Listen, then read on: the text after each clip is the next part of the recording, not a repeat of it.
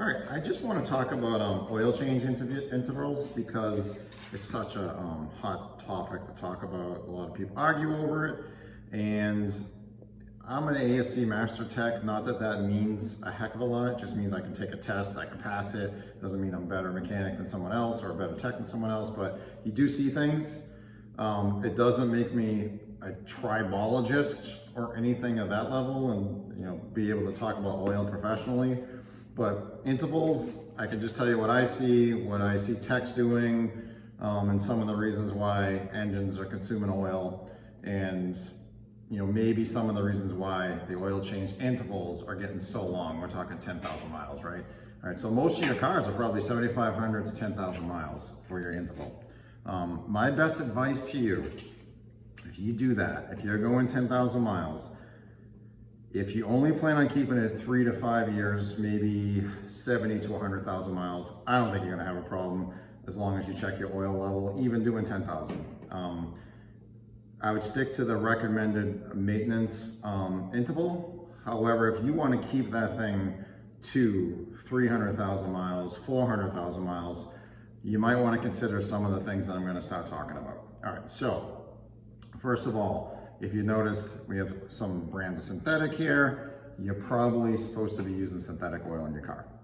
And let's say you're supposed to do 10,000 miles. Okay, there's some things that could potentially happen. All right, so first of all, you're doing those big oil change intervals because of something called CAFE regulations, corporate average fuel economy. The manufacturers in the United States are required now to meet a certain carbon footprint, to meet fuel economy numbers. And they've done a lot of things to get those vehicles to that point so they can pass. And one of them is rings, the piston rings themselves. The tension on the rings are lighter. And is this a big problem? It's a problem. It's a little bit of a problem.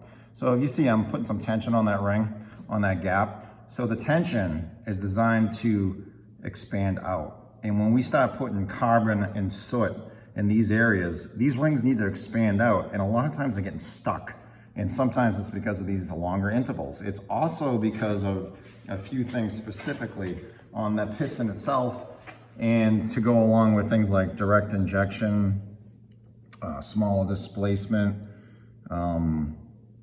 turbos, hotter running engines, and these lighter oils and longer intervals. Some manufacturers have problems with the pistons themselves. And I want you to just kind of concentrate on, I don't even know what these came out of, to be honest with you. All right, so we have a land, a land, a land.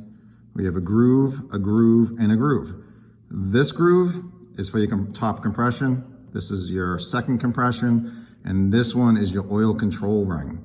So inside here, I like this picture here because you can actually see it a little bit. You see that little hole right there, and there's one here, and there's one here, and they're spread around. I mean, you can see them on this side as well. And if I flip it over, you can kind of see where they're draining out. You see those little holes there underneath the piston? All right, those are your oil drain back holes.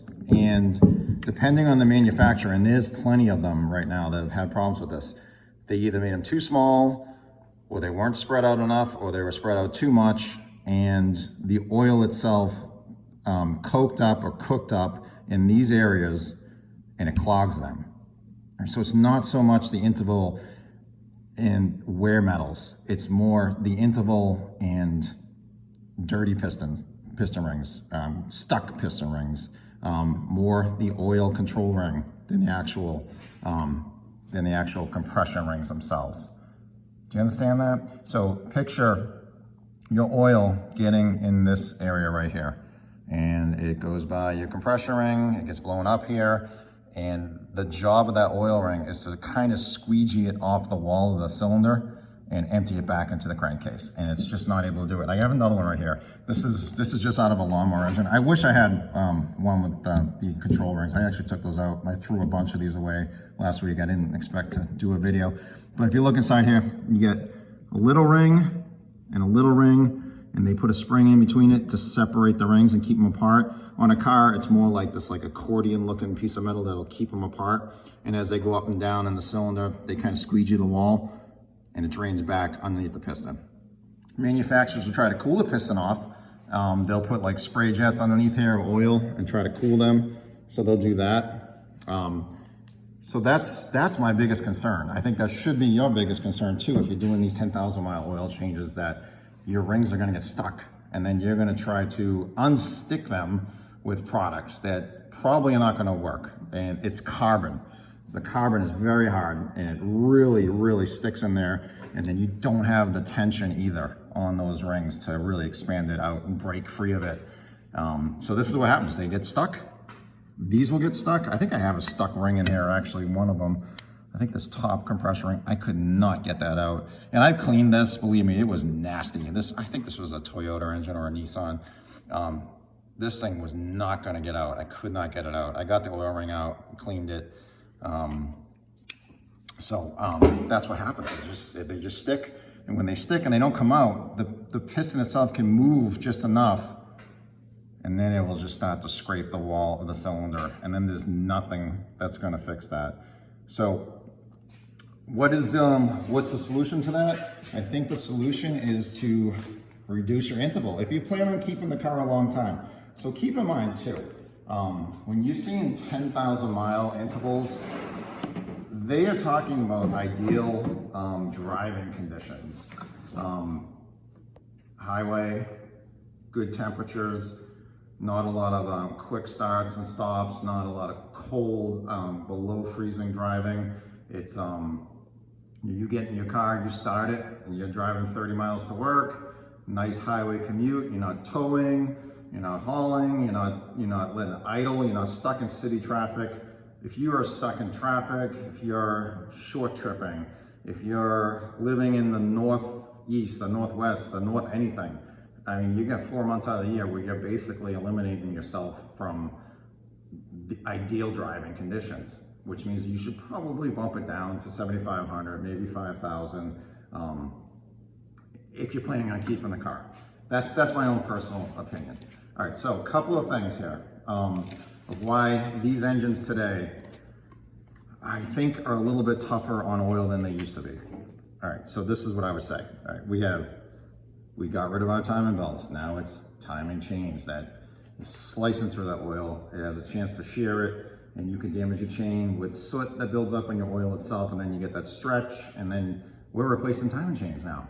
It's like, this isn't like a $800 job when we did a timing belt. Now you're talking thousands here. You get some of these engines, you have to pull the whole engine out just to get the cover off. So you get that. Turbos, you need deposit protection. They're running hot, creating sludge and varnish. Some of these new oil certifications, like the GF like 6A and SP Plus, and what is the best oil? The best oil is to do your research, find the oil that is recommended, like a zero. Most of us would put in 0W20 and everything, if we have like most of these passenger cars today, and check, it's got to have the licensing and it's got to have the certification.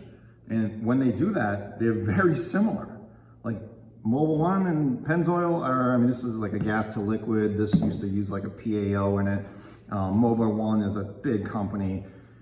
Do I trust Mobil 1? I mean, I don't trust any oil company, but they're so big. They have buying power. They do extensive testing. Pennzoil is, I think, selling some of their gas to liquid oil to them because, oil price is so high. Castro, they got in trouble probably 30 years ago for hydrocracking Group 3 and calling it a Group 4, and then they all did it. But the bottom line is, if the licensing and the approvals are there and the certifications, they're not that different. However, if you want to go crazy and you want to spend some money, you could go out and buy a boutique oil, like an AMSOIL, HPL. There's a lot of them. They are very expensive. Yeah, it's the best. Some people say it's the best, but you're paying for it. And it's not really needed in a lot of those applications. So just keep that in mind as well. Otherwise, this is what I would do. This is, honest to God, this is what I would do. I'd go to Walmart, the armpit of hell. I would go to Walmart. You can buy any one of these for probably $15 cheaper than you can buy it at a parts store. you have a wide selection of oil filters. Just go through the book. If you're gonna do an extended drain of 10,000 miles, you might wanna buy an extended oil. This one can handle 20,000. This one will do, I believe, manufacturer recommendations, which could be 10,000. Toyotas, 10,000, right? Volvos, 10,000. Well, maybe not Volvo, maybe Volkswagen, Audi, BMW, some of the German manufacturers. A lot of the American manufacturers are 7,500. Or even 10,000, Kia 10,000. So you want to do an oil that can handle a recommended manufacturer drain interval or an extended one, and you want to also buy a filter that can handle it too. Like this is an extended drain filter. It's good for 20,000 miles. It's got like 99% particle or dirt trapping efficiency. This one is, I think, 98% of dirt trapping efficiency. It's a Purelator. You know, I think it really comes down to what is your goal? Do you want to go 100,000 miles or do you want to go 300,000 miles? It's up to you. And how is your driving? Like, what do you do? Do you do highway? Do you do short trip? Do you do city? Are you an Uber driver? So this is what I would recommend. A couple of things. All right. And I know this video is getting long already. I can't stop talking half the time. I'll give you an example. I have a car outside, and I'll show you to you in a second. I have two lined up. One of them's a Toyota, and one of them's a Mercedes. The Toyota engine's a 2GR FE. I could probably put maple syrup in that thing, and I'm gonna go 10,000 miles, not lose a drop. It'll probably do that to 300,000 miles until the actuators finally break. It's just, is your engine built well historically? Does it have any known issues? Like Toyota did have a known issue where the drain back holes were too small and they were burning out, they were getting some consumption. Honda's had this problem. GM's had this problem. A lot of Audi, Volkswagen, you know, they've had that problem. So I'll give you an example. Let's say you have parents that have high cholesterol and high blood pressure, right? Guess what? You probably have one of the two. And there is not a lot you can do to stop that. You could eat right. You could have the best food. You could jog every day. You're probably still gonna end up finding yourself on Lipitor or something else. And then conversely, like Jimmy Bear Can over there, his parents had none of that. That guy is eating cheeseburgers every day and drinking beer. He's gonna live till he's 92 and it really won't matter. So the same is true with some vehicles, a lot of vehicles. If they have an inherent problem, there isn't an oil that's gonna save you. There's nothing that's gonna save you. We're gonna be taking those pistons out eventually. You might go 200K on that. You might spend a ton of money on AMSOIL. You might do used oil analysis. You could try, you could help it. And that's what we all wanna do, we wanna help it. But bottom line, if you have an engine that's got inherent problems already in it, historic problems, class action suits, extended warranty programs, you're probably going to have oil consumption, okay? And if you don't, if you have like something like the car outside, you probably could get away with 10,000 mile oil changes. And I said, let me give it a shot. I did it with this 2GR FE. I did a used oil analysis, thing came back unbelievable. And I think I did use this oil. I could have used any of these, it wouldn't have mattered. I don't really feel that comfortable doing it because I want to keep that car, you know, 200,000-300,000 miles, and I don't feel good about 10,000 mile oil changes. So my advice to you would be, honest to God, 5,000 to 7,500 miles. If you check the oil though, like pull that dipstick, check the level. Even if you're doing the 10,000 mile oil, unless you're talking like an Earth Dreams engine from Honda where you're dumping fuel in there and maybe you only should be doing 4,000 and you get your used oil analysis, I would probably keep your oil interval to like 5,000 to 7,500. Pull the dipstick, check it, a little bit low, add some oil, and you'll know your car. All right, so I'm just gonna pull you outside for 1 second and I'll look at two different engines and take a look in the fill cap. Not that that means anything, but I figure, well, why don't we throw a car in there? So I'm just gonna open that door.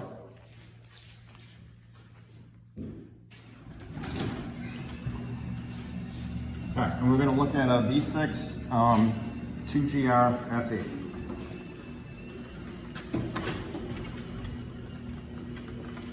All right, so this thing, I think I got 111,000 on this thing. It has been completely flawless. Boring, actually. It's a great performing car.